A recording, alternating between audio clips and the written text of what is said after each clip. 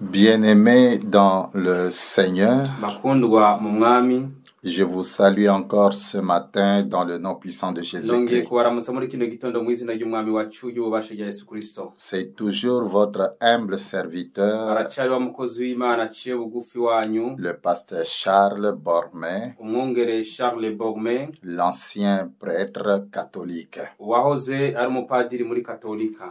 La fois passée, Ubuherutse j'étais en train de vous témoigner et de vous parler nariko ndabashingira intahe nongera ndababwira du ministère de Lucifer et des démons. ibicanye n'ibango rya Luciferi n'abadayimoni. Pour faire le résumé de ce que nous avions parlé la fois passée, Kugira ngo dushobore gutanga imfunyapfunyo y'ivyaherutse, on avait dit que pendant la semaine qui comporte 6 jours, twari twaravuze ko mu ndwi igizwe n'iminsi itandatu il y a 6 ministres hari abashikiranganji batandatu qui travaillent bakora depuis le lundi uhereye ku munsi wa mbere jusqu'au dimanche, gushika ku munsi w'Imana canke wa Mungu, ce qui fait 7 jours. bitanga iminsi ndwi, Et que tous les lundis, kandi yuko iminsi yose ya mbere la personne qui travaille tous les lundis, umuntu yamakora iminsi yose ya mbere c'est Lucifer lui-même. ni Luciferi ubwiwe.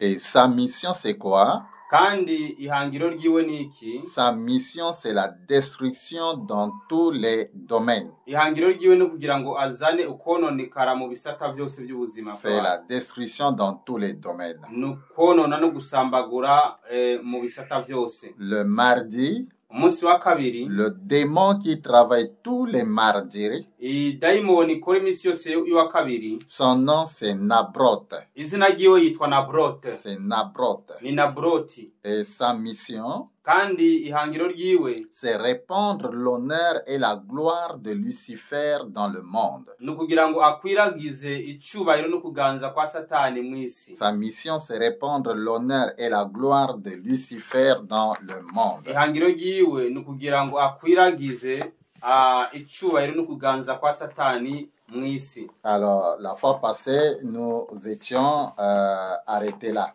Rero ubuheruka twari twagarukiye ngaho. Aujourd'hui, nous allons continuer. Uno munsi turabandanya. Nous allons continuer. Turabandanya. Alors, avant de continuer, Rero imbere yo kubandanya, je voudrais déjà donner mon numéro de WhatsApp nagomba kuba ndabaha inimero yanje ya WhatsApp à toute personne qui désire ku muntu wese yifuza me contacter.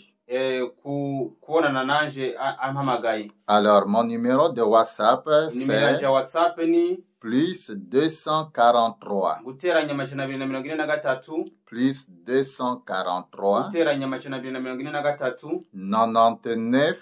99 99. 99 510. amajana 510 510. ndasubira nk'amajana 510 23. 23 23. 23 19. 19 19. 19. Voilà, c'est ça mon numéro de WhatsApp Izo nizo nimero zanje za WhatsApp. par lequel toute personne qui désire me contacter Umuntu wese akeneye kumpama kundondera pourrait l'utiliser. ashobora guca kuri izo. Alors, nous continuons notre enseignement, Rero turabandanya n'inyigisho notre zacu témoignage. inaye yacu. Le mercredi. Munsi wa gatatu. Le mercredi, Munsi wa gatatu le démon qui travaille tous les mercredis, idayimoni yamikora iminsi yose ya gatatu, son nom c'est Astaroth. izina ryiwe yitwa Astaroth. C'est Astaroth. Ni Astaroti. Son nom c'est Astaroth. Izina ryiwe ni Astaroti. Son nom c'est Astaroth. Izina ryiwe ni Astaroti. Sa mission, Ihangiro ryiwe c'est répandre l'orgueil et la considération dans le monde. nugukwiragiza ubwibone n'ukwiyemera mwisi. Elle a une mission et des responsabilités. Afise ihangiro yasizeho n'ibintu byo kuzezwa. Sa mission, c'est répandre l'orgueil et la considération ihangiro ryiwe no gukwiragiza ubwibone no kwishira hejuru dans le monde. mwisi. Sa mission, c'est répandre l'orgueil et la considération dans le monde. Ihangiro ryiwe no gukwiragiza ubwibone no kwishira hejuru no kwikakisha mwisi. C'est un démon Ni daimoni qu'on appelle aussi bongera bakita déesse Astarté. ikigirwamana kazi Astarte. On l'appelle aussi déesse Astarté. Ni ikigirwamana bongera bakita Astarte. Elle a plusieurs noms. Iyo daimon ifise amazina menshi. Elle est différente de Marie, mère de Jésus-Christ. Atandukanye na Maria nyina wa Yesu Kristo. Parce que ce que l'Église catholique appelle Marie, mère de Jésus-Christ, uko ico ishengero rya Katolika ryitwa ngo Maria nyina wa Yesu Kristo, ce n'est qu'un démon. Iyo nta kindi atari daimoni. Qu'on l'appelle Astaroth. Bita Astaroti. On l'appelle aussi déesse Astarté. Bongera bakacita kandi ikigirwamana kazi Astarte. Un démon qui a plusieurs noms. Ni daimon ifise amazina menshi. On l'appelle de plusieurs noms. Bayita mu mazina menshi. On l'appelle aussi la reine du midi. Bongera bakayita kandi ngo numwami kazi w'amajaruguru. Je suis en train de parler de ce que l'Église catholique appelle Marie, mère de notre Seigneur Jésus-Christ. Ndiko ndavuga kubishenge na bimwe abakatolika bavuga ngo Maria ngo nyina w'umwami Yesu Kristo. Ce statut que on vénère, on adore là-bas dans l'Église catholique, kijya gishushanyo basenga bakubahiriza mu shingiro rya Katolika n'a rien à voir avec la vraie mère, Marie, mère de notre Seigneur Jésus-Christ. Ntacyo bisa bisana na Maria nyina w'umwami wacu Yesu Kristo. C'est un démon Ni daimoni que le diable l'a placé dans le monde Armstrong. Satani yasizeho mwisi imwe bita Armstrong. Que le diable l'a placé dans le monde Armstrong. Nisi ya kuzimu Satani yasizemo uwo mugore. On appelle aussi ce domaine-là le domaine marial. Bongera bakita ico gisata ngo ni gisata cha Maria. C'est un démon qui a plusieurs noms. On l'appelle de plusieurs manières. Ni daimon ifise amazina menshi bayita kwinshi. Sa mission, c'est répandre l'orgueil et la considération dans le monde. Ihangiro ryiwe no gukwiragiza ubwibone no kwikakisha mwisi. Il y a des gens, lorsque vous le regardez, il est rempli d'orgueil. Il est rempli d'orgueil. Rempli d'orgueil et de la considération. Il se donne lui-même une considération que lui-même ne mérite pas. Pendant qu'il dorme sur un carton, il est très orgueilleux. Mais vous ne trouvez même pas en quoi est fondé son orgueil. Sachez qu'une telle personne est déjà possédée par ce démon qu'on appelle Astaroth. Et ce Astaroth-là a plusieurs noms parce qu'on l'appelle de plusieurs manières. On l'appelle de plusieurs manières. Il y a des gens remplis d'orgueil dans leur vie. Même il y a des pasteurs, des serviteurs de Dieu remplis d'orgueil parce qu'ils sont possédés par ce démon qu'on appelle Astaroth.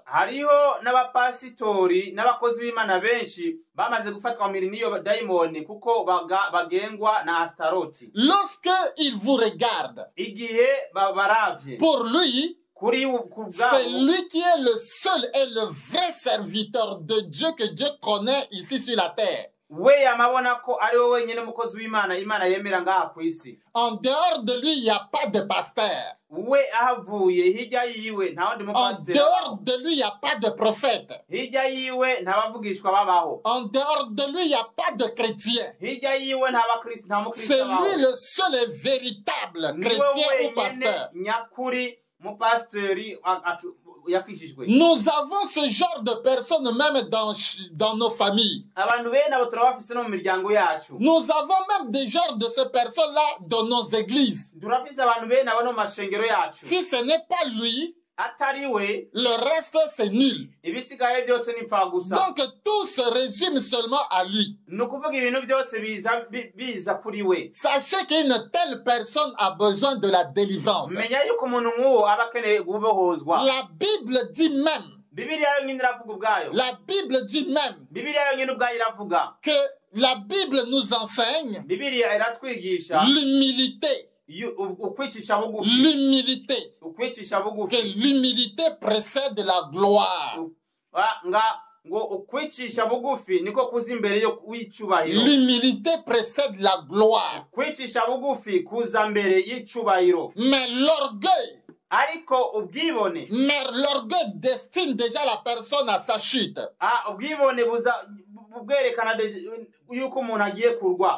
Bien-aimé dans le Seigneur, ce démon travaille beaucoup. Je suis en train de parler de ce que l'Église catholique appelle Marie là-bas.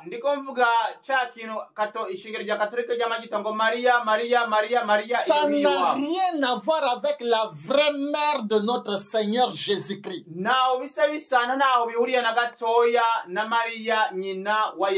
C'est un démon qui est adoré dans plusieurs pays du monde.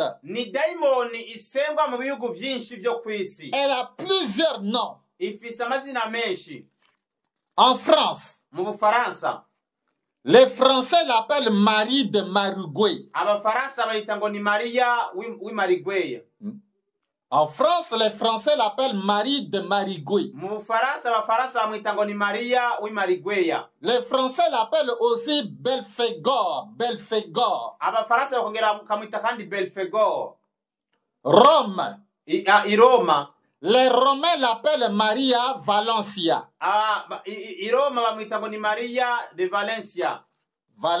Maria Valencia. Il y a même des musiciens qui chantent à son honneur. Maria Valencia, quelque chose comme ça. Les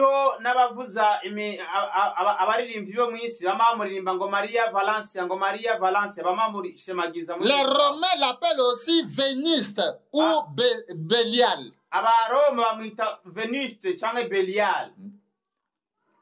Les Romains l'appellent Maria Valencia, Vénuste ou Bélial. Maria Valencia, Vénuste, Berial. C'est toujours ce statut que vous voyez dans l'église catholique appelée Marie, mère de notre Seigneur.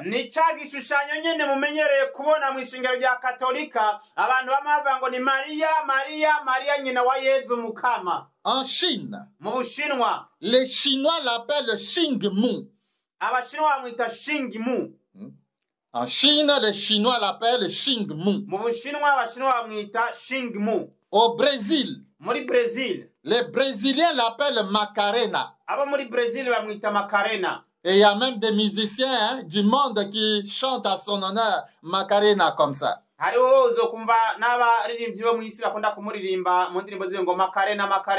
En Afrique du Sud, les Sud-Africains l'appellent Ndja.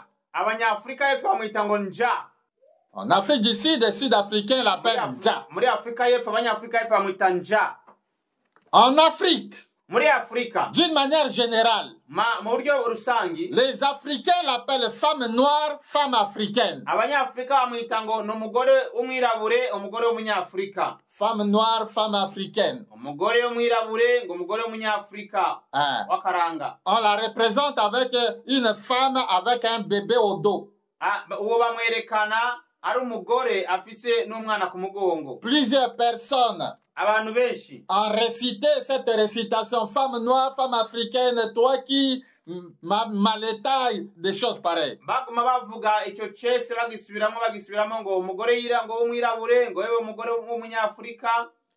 Dans la Rome antique, elle était adorée comme Vénuste.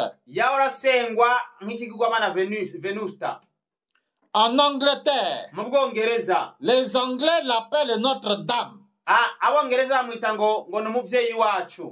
C'est comme ça que vous allez voir des paroisses Notre-Dame de, Notre-Dame de, Notre-Dame de. En Égypte, les Égyptiens l'appellent AP. AP, APE. APE. Le Royaume-Uni l'appelle maman.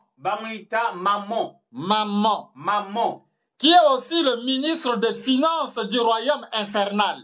Ari nawe kandi yongera akaba umushikiranganji atwara ubushikiranganji bw'amafaranga ivy'ubutunzi mw'isi y'ikuzimu. Ce maman est aussi le ministre des Finances du Royaume infernal. Uyo mama yongera akaba umushikiranganji ajejwe ivy'ubutunzi mw'isi y'ikuzimu. C'est comme ça que quand vous lisez la Bible dans Matthieu chapitre 6 le verset 24 niyo mpamvu yo musinye muri Matayo 6:24 et que dans Luc chapitre 16 le verset 18 no muri Luka 16:18 la Bible souligne que nul ne peut servir deux maîtres à la fois. Niyo Bibiri ivuga ngo nta muntu ashobora gukorera abami babiri carimwe. Car ou il haïra l'un et aimera l'autre. Kuko ashobora kuzokwa nk'umwe agakunda uwundi. Ou il s'attachera à l'un et méprisera l'autre. Vous ne pouvez servir Dieu et maman. Ce maman ici, c'est le ministre des Finances du Royaume infernal.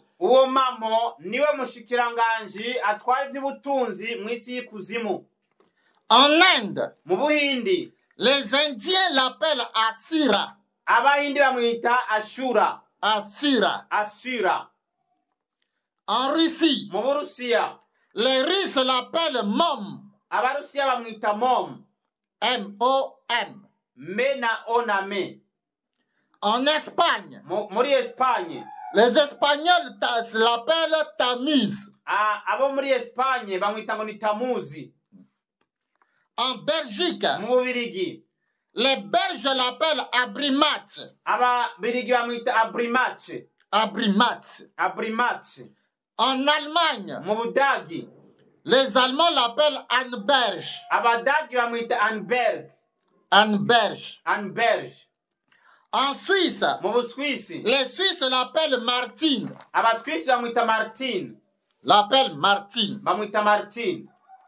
Le continent américain. Le continent américain l'appelle Anja. Les Américains l'appellent Anja. En Irak, ou Babylone, parce que Babylone, c'est Irak actuel. Dans les Babyloniens, ce sont les Irakiens actuels.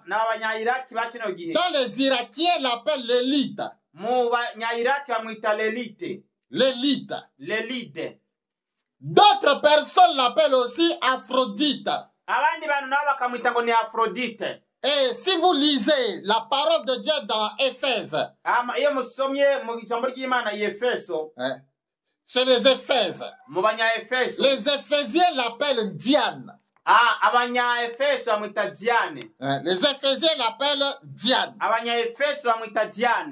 Alors, ce démon qui est appelé de plusieurs noms dans le monde entier, vénéré et adoré par plusieurs personnes dans le monde entier, que l'Église catholique fait mention, que soi-disant c'est Marie, mère de notre Seigneur Jésus-Christ, ce démon a deux responsabilités. A deux responsabilités. La première responsabilité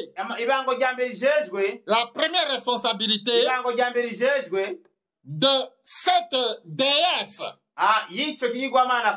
c'est d'incarner les démons. D'incarner les démons de l'espace. D'incarner les démons de l'espace de son royaume. Et de les envoyer sur la terre. Ce démon, qui est appelé de plusieurs noms, envoie maintenant ces démons sur la terre comme des missionnaires. Comme des missionnaires. Les démons qui sont nés sur la terre de façon mystique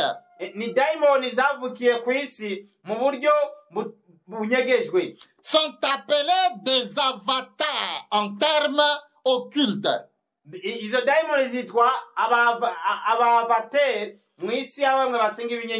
Ces démons sont appelés des avatars. Ça, c'est dans un langage occulte.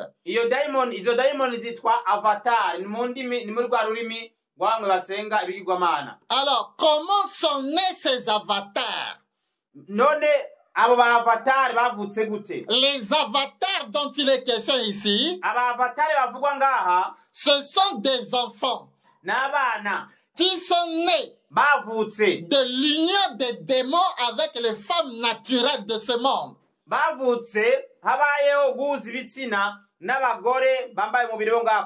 Les avatars, ce sont des gens qui sont nés ici sur la terre de l'union des démons avec les femmes naturelles de ce monde. Je ne parle pas des femmes qui sont nées de Dieu. Mais je parle des femmes païennes. Des femmes païennes. Donc il y a des démons qui couchent, qui ont des rapports sexuels avec ces femmes païennes.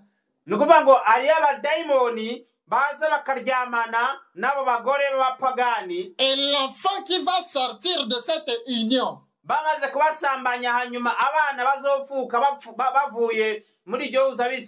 est appelé avatar. Avatar. C'est A-V-A-T-A-R. Avatar. Alors, comment ça se passe? Écoutez-moi très bien, mes amis, dans le Seigneur. Lorsque vous avez des problèmes, tu as un problème avec ta femme, tu as un problème avec ton mari, vous ne vous pardonnez pas et vous allez au lit. Lorsque vous allez faire le rapport sexuel là-bas, lorsque la femme va tomber enceinte, l'enfant qui sortira de cette union-là, c'est un avatar. C'est un avatar. Lorsque sur le lit, vous vous bagarrez, vous vous déchirez les habits et par après vous faites un rapport sexuel. Si à ce moment-là, toi la femme tu tombes enceinte, l'enfant qui sortira, ça sera un avatar. Ça sera un avatar. Il y a des gens qui partent au lit, qui font le rapport sexuel, pas avec joie.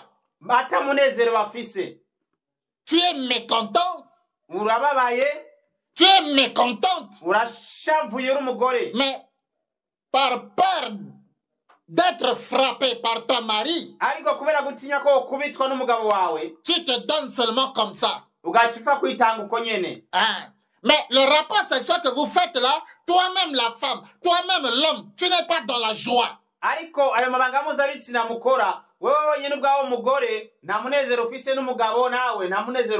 Tu fais malgré toi.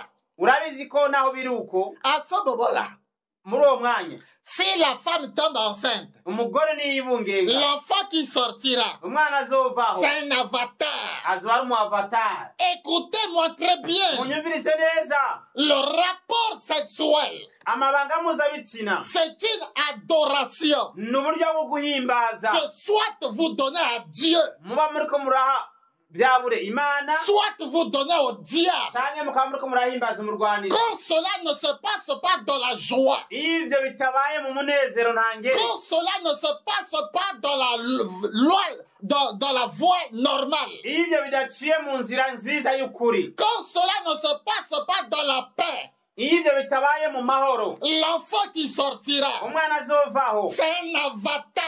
azoba ari umu avatar. Bien-aimé dans le Seigneur, bakundwa mu mwami Yesu, n'allez pas au lit reka kuja ku buriri avec la colère. hamwe n'uburake. La Bible déclare Bibiliya iravuga que celui qui garde sa colère ngo umuntu ngo niyashavura depuis le matin guhera n'igitondo jusqu'au soir, kugera nimugoroba, il a déjà tué son prochain. ngo aba yamaze kwica mugenzi Il we, a déjà tué son prochain. aba yamaze kwica mugenzi we. Donc n'allez pas au lit avec la colère. kirazira kuja ku buriri mugishavuye. Si tu te rends compte, papa, nimba usanze iso, si tu te rends compte, maman, namba usanze umumama, que tu as un problème contre ta femme, un problème contre ton mari, ufise ikibazo n'umugabo wawe cyangwa ufise ikibazo n'umugore wawe, avant même d'aller monter sur le lit, n'imbere yuko mwurira uburiri, pardonnez vous-même, banza muharirane, parlez entre vous, banza muvugane hagati yanyu, parlez vous-même, muvugane hagati yanyu, demandez pardon les uns les autres.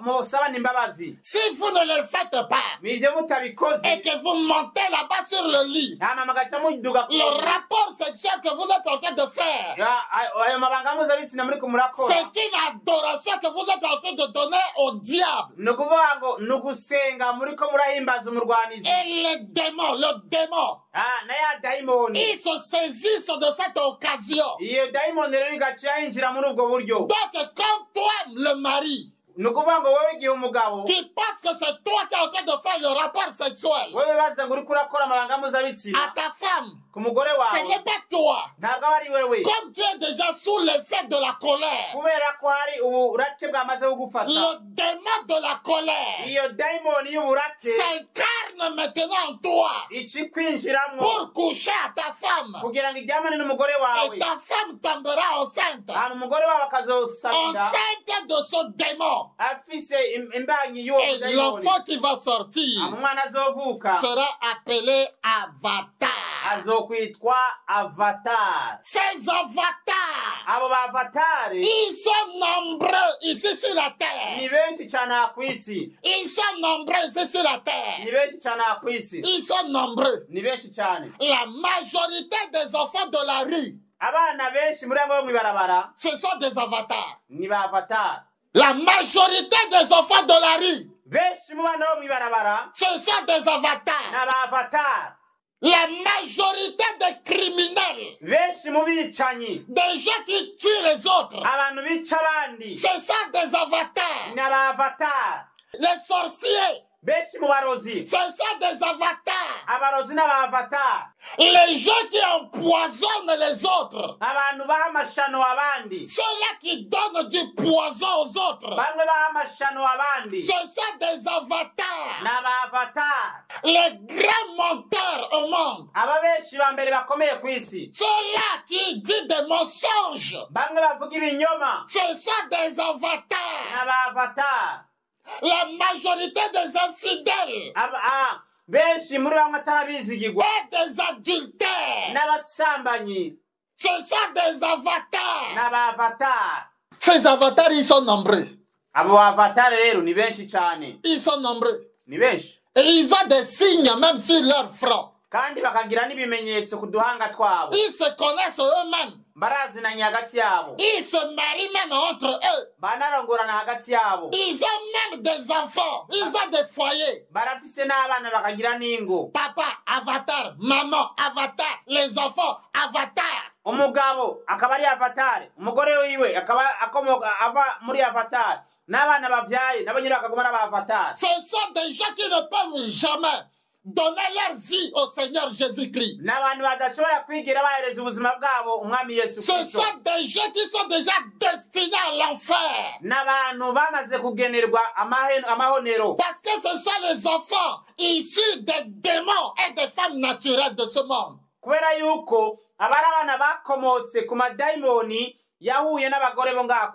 La majorité des gens qui nous font les films, les films de Nigériens, les films de Sud-Africains, les films de Tanzaniens, tous ces acteurs-là, la majorité de ces acteurs, ce sont des avatars.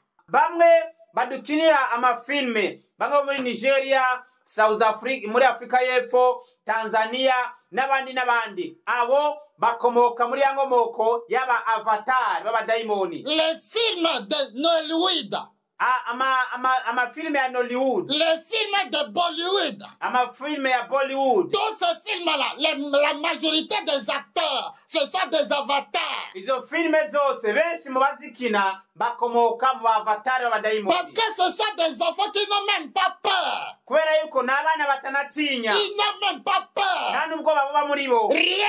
Rien ne peut les faire trembler. La majorité de ces gens-là, des acteurs-là, ce sont des avatars. Ces avatars ne connaissent pas qui est papa, qui est maman, qui est grand frère, qui est frère, qui est soeur. Ils ne connaissent même pas ça.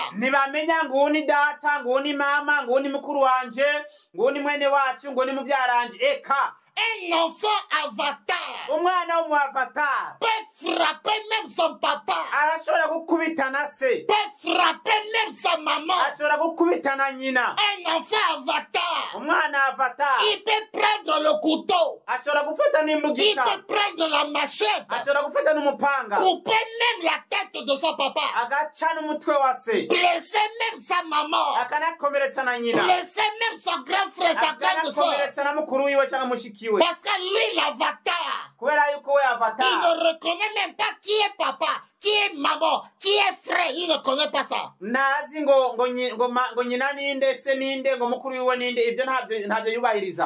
qu'il se met en colère, tout le monde doit s'échapper. Tout le monde dans la maison doit prendre fuite. Celui qui va rester dans la maison, c'est au risque et péril de sa propre vie. Dès que sa colère disparaît, c'est là où les gens de la famille doivent maintenant, de la maison, doivent maintenant revenir.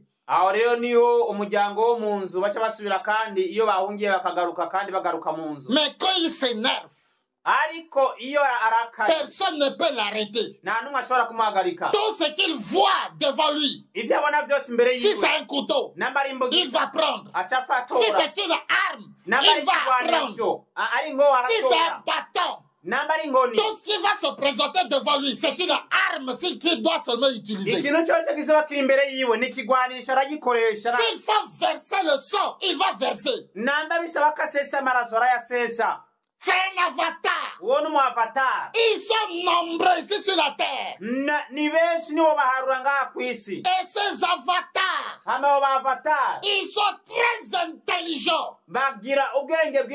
Ce sont des gens très intelligents. Ce sont des grands médecins. Ce sont des grands docteurs à l'université, dans les universités. Il peut t'enseigner plusieurs matières, disciplines. Ce sont des grands scientifiques.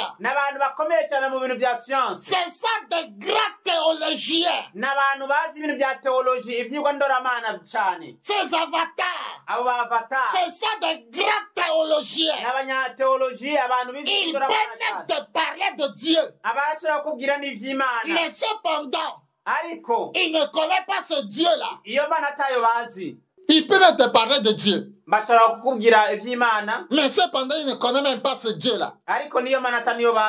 Ces avatars, Ce sont des grands modélistes, des grands qui ont des idées de créativité. N'abantu b'amafisi ivyiyumviro byo kuzana ibintu bishasha, ibintu by'amamodere mu myambaro muri binabiriye. Ils se marient entre eux. Bararongorana hagati yabo. Et ils peuvent aussi se marier avec les femmes naturelles. Bagashobora no kurongorana n'abandi bagore basanzwe. Plusieurs femmes se sont déjà mariés avec les avatars sans le savoir.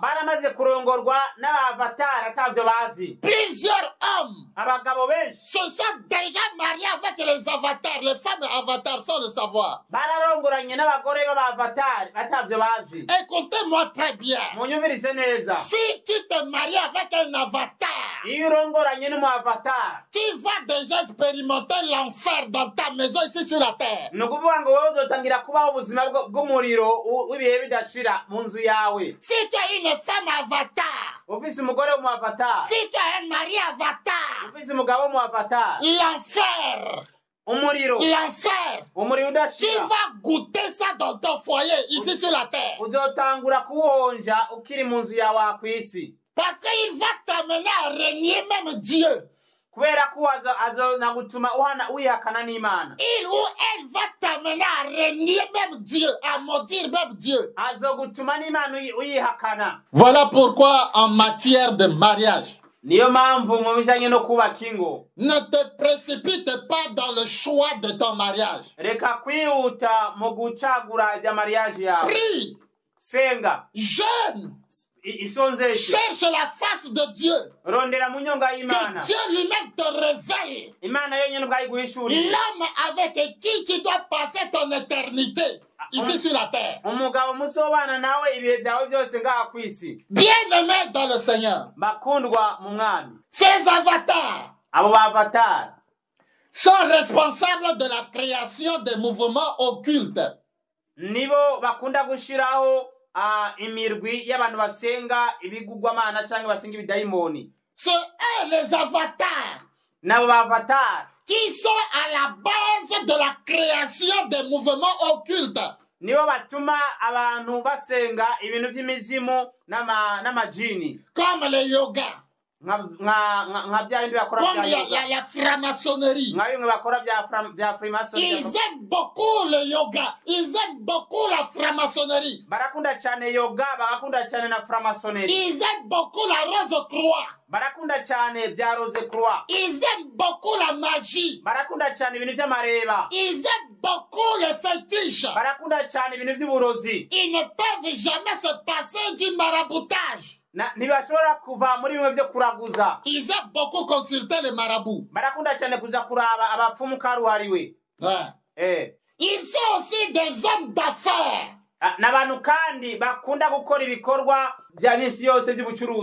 Ils sont des célébrités musicales. Ils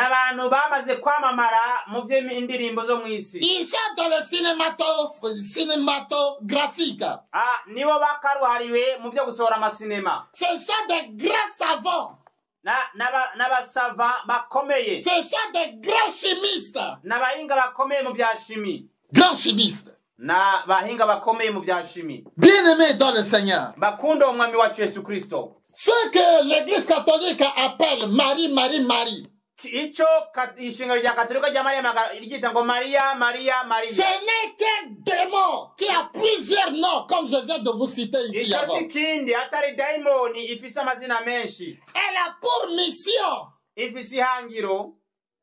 a pour mission, bien responsabilité, d'inspirer des hommes sur la terre, de créer des fausses religions occultes,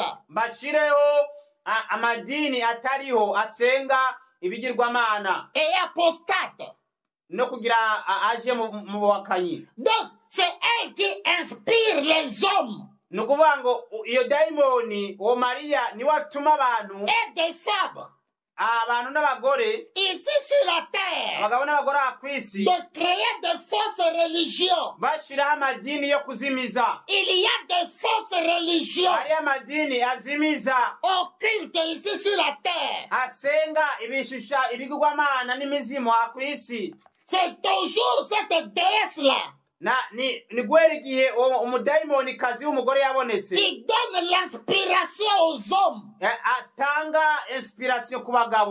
créer des fausses églises. Les églises sataniques. Il y en a beaucoup aussi sur la terre.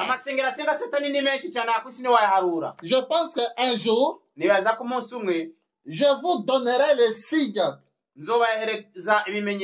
Les signes des églises sataniques ici sur la terre. Je vous parlerai un jour de ces signes-là. Comment tu peux reconnaître une église satanique ici sur la terre? Parce que c'est fort possible que l'église dans laquelle tu es, c'est une église satanique. Uko birashoboka cyane yuko isengero ushengeramwo ryo bari isengero rya Satani. Toutes ces églises sataniques ont des signes. Ayo mashengero yose ya Satani afise ibimenyetso. Un jour je vous parlerai de ces signes-là. Umunsi umwe nzobabwira kubw'ivyo bimenyetso. Bien-aimés dans le Seigneur. Bakundwa mu mwami wacu Yesu Kristo. Cette déesse, ce démon que l'église catholique appelle Marie-Marie. Elle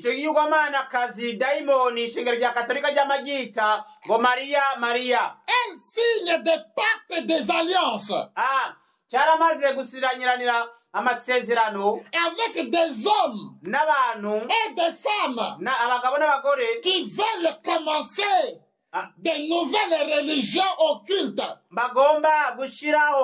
Amadini mashasha asenga ibigirwamana byo mu kirere. Toutes les personnes qui créent des églises sataniques, abantu bose bashiraho batanguza amashengero ya Satani, signent toujours des pactes d'alliance avec ce démon. Bama basinyiranira amasezerano yo kwemeranya hamwe n'iyo daimoni. Ce démon, iyo daimoni a pour but ifise intumbero d'amener l'humanité yo kujana abantu bose adorer des faux dieux kugira ngo basenge imana atarizo et des idoles n'ibigirwamana n'ibishushanyo par l'entremise de fausses religions abivanze mu madini atariyo et des groupes occultes.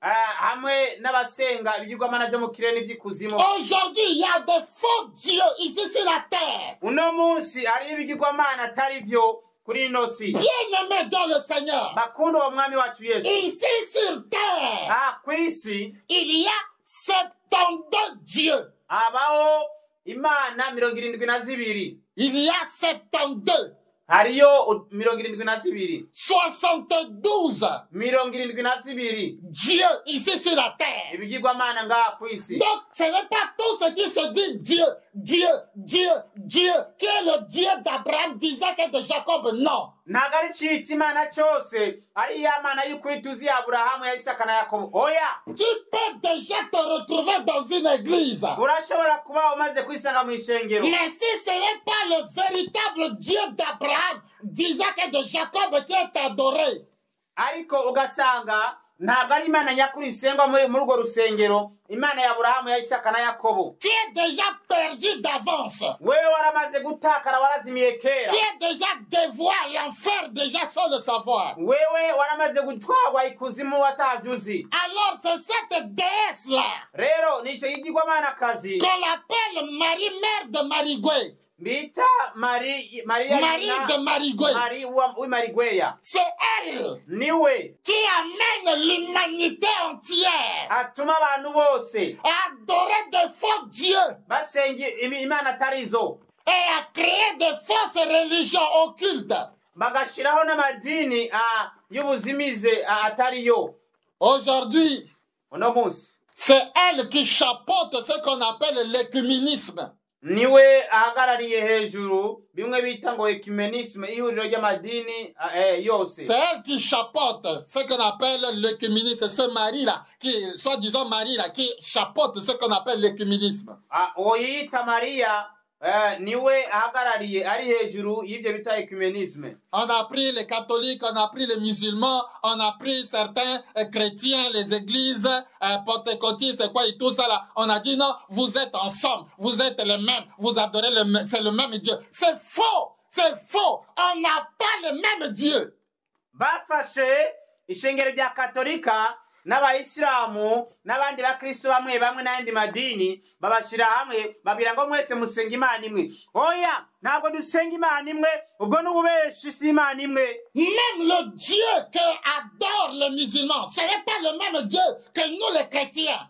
N'Imana abayisilamu basenga ntabwo ari Imana imwe na twebwe abakristo dusenga. Oya, il y a 3 Jésus dans le monde. Mwisi hariho ba Yesu batatu. 3 Jésus dans le monde. Ba Yesu batatu mwisi. Il y a le Jésus Hariho Yesu qu'on appelle le Christ roi. bita Kristo umwami. C'est le Dieu des Romains. Ni Imana y'Abaroma. C'est les Romains qui l'ont imposé à tout le monde sur la surface de la terre. Roma niyo yazanywe kugira ngo isi yose musenge. C'est ce Jésus-là que l'Église catholique prêche. Uwo Yesu niwe ishengero rya Katolika ryigisha. Et il y a certaines églises Hariho n'amashengero qui sont dans l'écuménisme. amwe amwe yamaze kwinjira muri ekumenisme. Prêche aussi ce Jésus-là, Christ roi. Nayo yigisha uwo Kristo umwami. Vous allez voir des paroisses qu'on appelle les paroisses Christ roi. Muzosanga amaparuwasi usanga banguye ni paruwasi ngo Kristo umwami. Ça n'a rien à voir avec le vrai Jésus que nous connaissons, notre Seigneur Jésus-Christ. Naho bisa bisana na Yesu Kristo umwami wacu twebwe dusenga yadukije ku musaraba. Son siège Ico cicaro se trouve au Vatican. Son siège se trouve au Vatican. icicaro ciwe kiri Vatikano. Le deuxième Jésus, Yesu wa kabiri on l'appelle Jésus de Londres. bamwita Yesu wo mu Bwongereza i Londres. Jésus de Londres. Yesu wo mu Bwongereza i Londres. Il y a Hariho benshi plusieurs musiciens, abaririmbyi benshi même des musiciens chrétiens, n'abandi bita abakristo qui chantent en son honneur. bamuririmbira Jésus de Londres, Jésus de Londres. ngo Yesu Il y a plusieurs musiciens qui chantent en son honneur. hari abaririmbyi benshi bamuririmbira muhayagiza. Son siège, Icicaro ciwe c'est en Angleterre. kiri mu Bwongereza. C'est à Londres là-bas, sous la terre. Ni muri Londres munsi y'isi. Le troisième Jésus, Yesu wa gatatu c'est le Jésus de Nazareth. ni Yesu umunyanazareti. Le Jésus de Nazareth, Yesu umunyanazareti. fils de David. Haleluya, umwana wa Dawidi. Ce Jésus Uwo Yesu en qui vous et moi nous croyons en lui. uwo jewe na mwebwe twizera muri we. Bien-aimés dans le Seigneur, Bakundwa mu mwami, ne tombez pas dans le piège du diable. nimukagwe mu mutego w'umurwanizi. La deuxième responsabilité Igikorwa ca kabiri de ce démon ciyo daimoni qu'on appelle Marie, mère de notre Seigneur Jésus-Christ. bama bita ngo Mariya ngo nyina w'umwami wacu Yesu.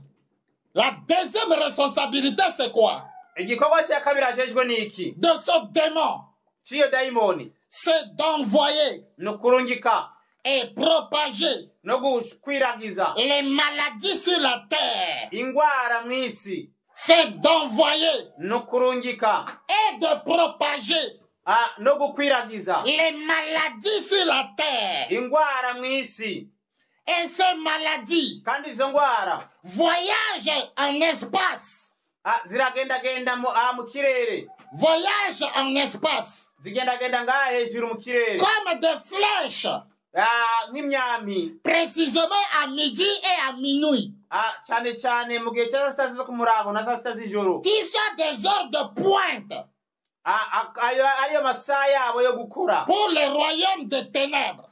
ku bw'isi y'umwiza. C'est-à-dire quoi? Ni ukuvuga ngo Et ces maladies-là, kandi izo ngwara elles les envoient dans l'espace. azirungika mu kirere Comme des flèches. nk'imyami À des heures précises. ku masaha yagenywe. À midi.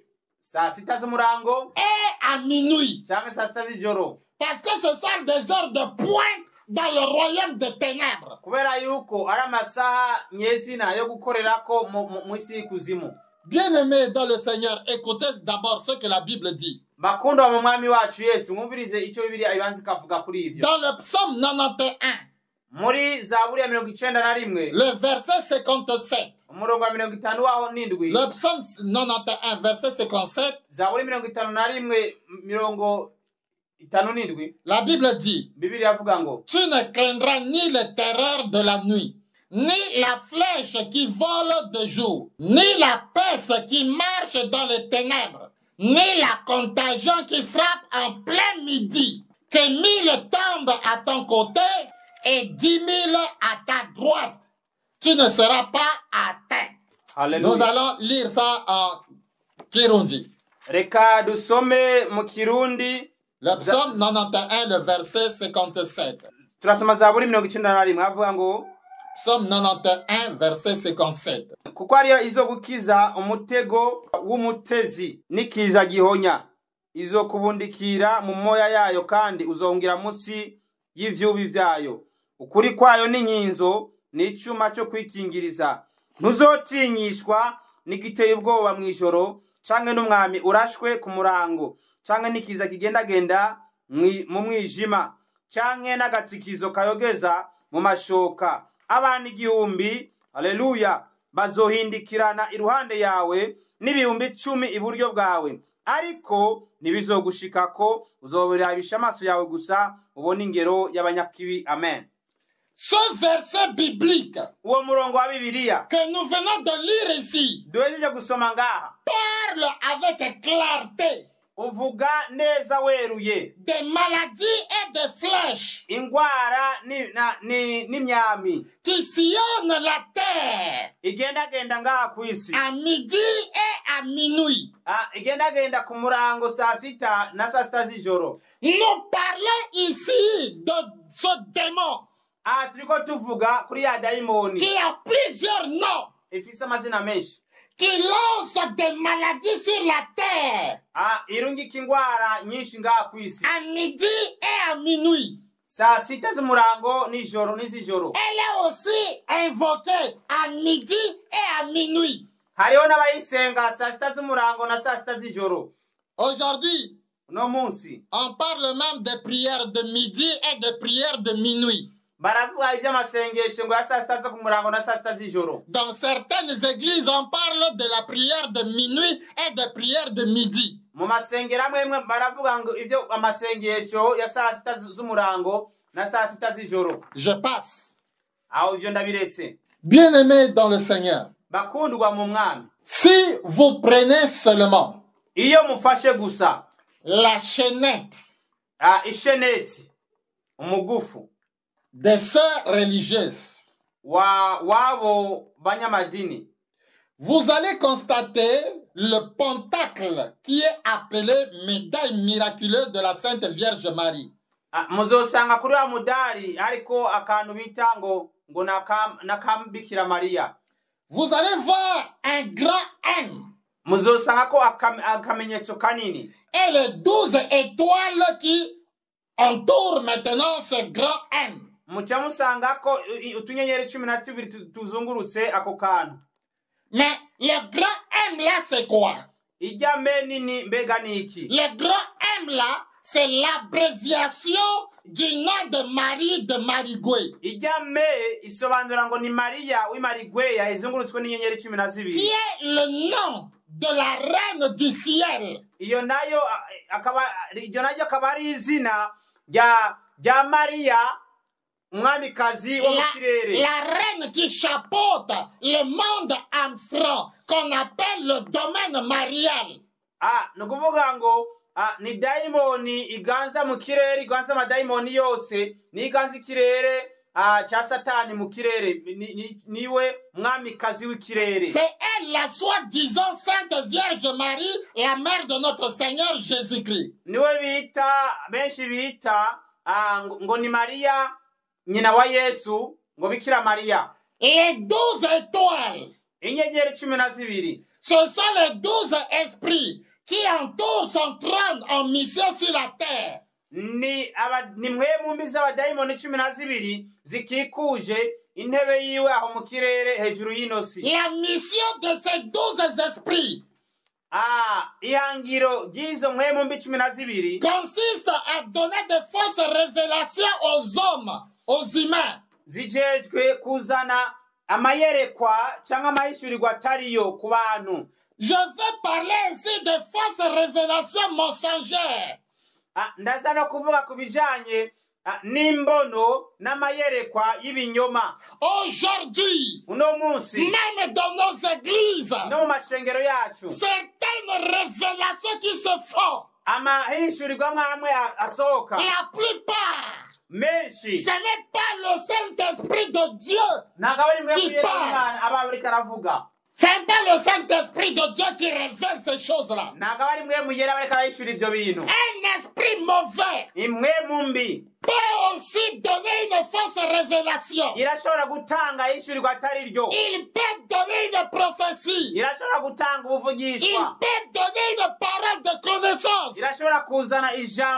Voilà pourquoi la Bible nous recommande de discerner les esprits.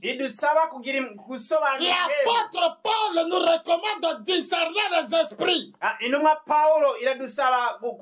Parce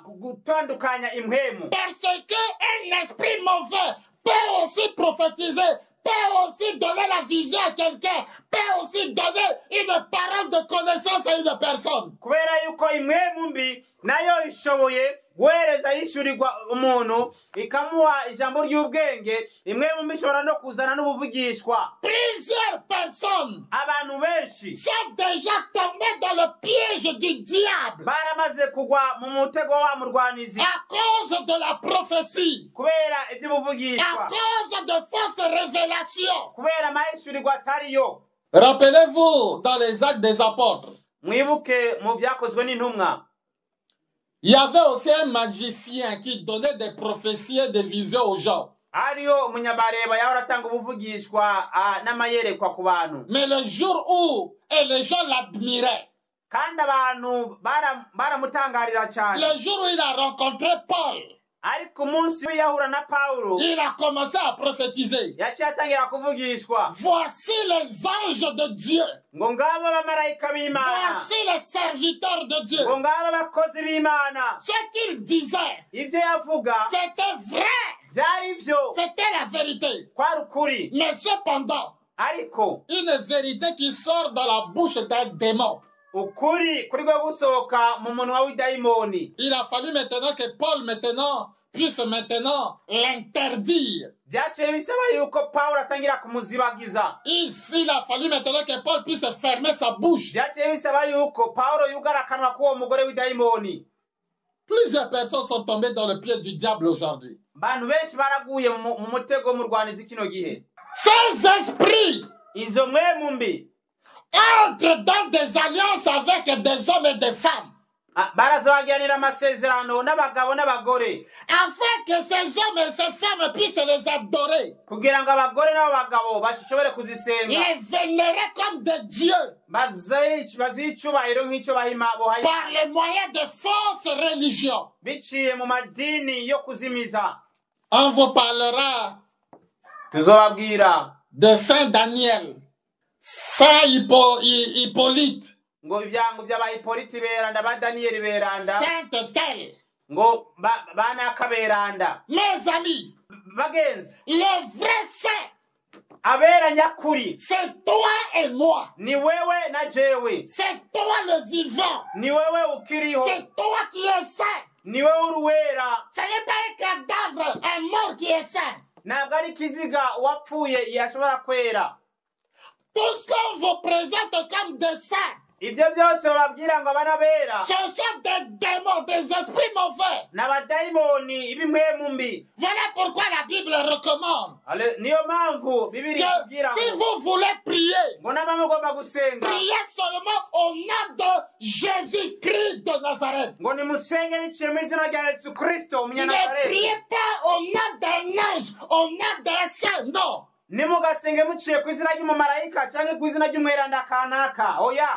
Beaucoup sont déjà dans ce piège. Beaucoup. Il y a des sectes chrétiennes aujourd'hui, plusieurs. Et la caractéristique principale des fausses églises, ikintu nyamukuru kiranga amasengero atariyo est la dégradation du nom de Jésus. Ningene izina rya Yesu ryamaze guta agaciro. Et la dégradation du nom de Jésus. Nuguta agaciro ku izina rya Yesu. C'est la même chose dans l'église catholique. Nico kimwe no mu ishengero rya Katolika. Où on vous dira que Marie est médiatrice. Aho baze kugira ngo Maria ngo niwe muhuza. Qui est élevé plus que Jésus. On a élevé Marie plus que Jésus. Ngo niwe asizwe hejuru kurusha Yesu. Baramaze kumushira hejuru bamurutisha na Yesu Kristo. C'est la même chose avec les branhamistes. Nico kimwe n'aba branhamistes. D'ailleurs, tout ce qui est East, c'est du démon.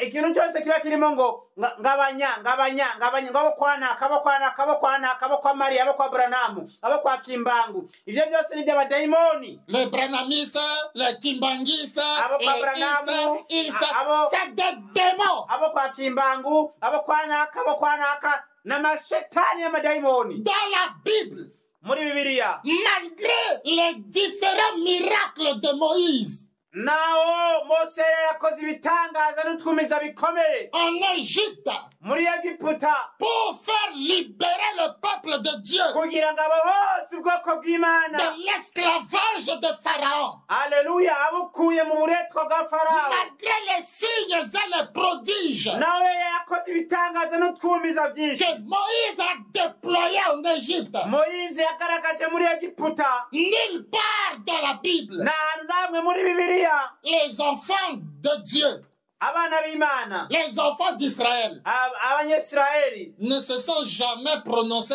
ne se sont jamais dit que nous sommes moïsistes. bigeze bita ngo twebwe turaba kwa Mose, ngo turaba kwa Mose. Ils ne se sont jamais déclarés moïsistes. Nao bigeze bita abo kwa Mose. Après Moïse, havuye Mose, Josué est arrivé. Yoshua yarashitse. Après multiples miracles de Josué, amaze kuba ibitangaza bikomeye bya il Yoshua, a fait traverser le peuple niwe yatumye ubwoko bw'Imana bujabuka de Dieu par le Jourdain. kugera aho barenga Yorodani. Malgré ce miracle, nawe yakoze icyo gitangaza, nulle part nta hantu namwe les enfants d'Israël abanyisirayeli ne se sont jamais déclarés joïsistes. bigeze bita ngo twebwe turaba kwa Yoshua, ngo turaba kwa Yoshua, kwa Prophet Joshua. Ils ne se sont jamais prononcés, déclarés joïsistes. nawe bigeze bita ngo twebwe turaba kwa Joshua, ngo kwa Yoshua. Ils se sont restés toujours enfants de Dieu. bagumye ari abana b'Imana. Enfants Alléluia, de Dieu. Alléluia, abana b'Imana. Parce que tous ces gens-là Alléluia, kubera yuko abo bantu bose ne nous a pas demandé Imana yadusavye que nous puissions nous appeler moïsistes, nk'uko twokwita ngo abo kwa Mose, kimbangistes, abo kwa Kimbangu, joïsistes, abo kwa Yoshua, qui sais-je encore. n'abandi. Ça, ce sont des déviations des hommes. Uko n'ugukata n'ukuzimira n'ugutinzira kw'abantu. Ce sont des déviations des hommes. Uko n'ugutakaza inzira kw'abantu bazimiye. Bien-aimés dans le Seigneur, bakundwa mu mwami wacu Yesu Kristo, nous devons revenir dutegereza kugaruka à la voix de Dieu. mu nzira nyakuri y'Imana. Nous devons revenir à la voix de Dieu. dutegereza kugaruka mu nzira nyakuri y'Imana.